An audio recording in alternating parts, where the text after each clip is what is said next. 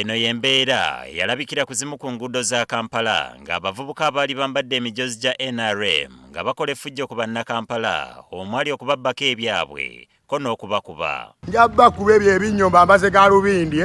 Bino byaliwo lwa mukaaga luwedde nga Pulezidenti Museveni agenze ku kitebe ky'akakiiko k'ebyokulonda ka NRM okuggyayo empapula z'okwesimbawo ku bwa ssentebe bw'ekibiina kino mpozi n'okukikwatira bbendera ku kifo ky'omukulembeze w'eggwanga. Bino byaviirako abavubuka 30 okukwatibwa era ne basindikibwa mu kkomera e Luzira oluvannyuma lw'okuggulwako emisango gy'obubbi.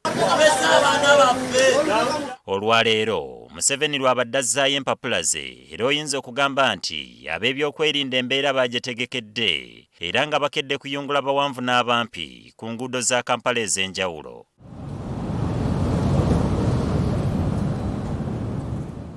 Mu mbeera eno waliwo abavubuka abasukka mu 10 poliisi beegombyemu obwala mu bitundu by'e Nakasero. Waliwo abavubuka bale batandise okuteekateeka okukyankalanya kibuga nga bali mu kunywa njaga, bali mu kunywa waragi. Ndowooza kusooka okuteekamu bakyamule bakyamuke. Abasirikale baffe ne bagenda ne babayola bali 16 naye namba eno eyinza okugenda waggulu kubanga ekikwekwe tekyagenda mu maaso. Wenjogerera kati bali ku CPS wano mu Kampala tutandise okukola ku files zaabwe. Wabula waliwo muvubuka eyasimatudde ku bapoliisi era bw'atyo n'ateekako kakokola tondeka nnyuma wabula nga n'abapoliisi babadde si beetegefu kumuleka.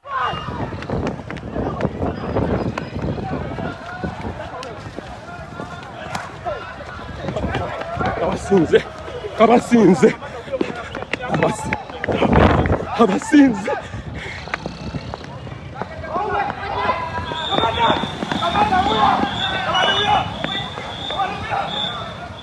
ono oluvannyuma akwatiddwa wabula tukitegedde nga bw'amaze n'ateebwa.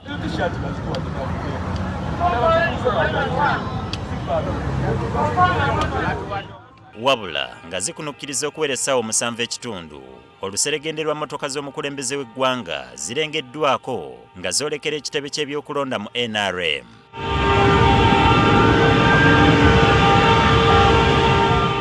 Museveni abadde awerekeddwako abavuzi ba boodabooda ababadde bambadde emijozi gya kyenvu era ne bamutuusa akakiiko k'ebyokulonda okuzzaayo empapula ze.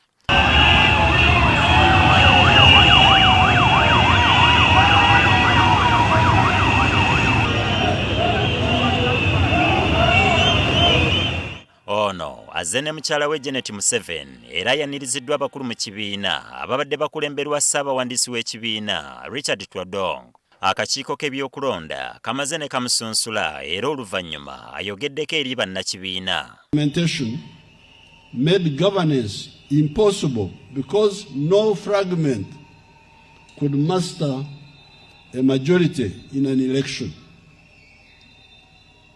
In 1962, no party could get more than even 40%. Because they had fragmented the people in Engusio, Obsorogoto, fragments of a calabash or a pot.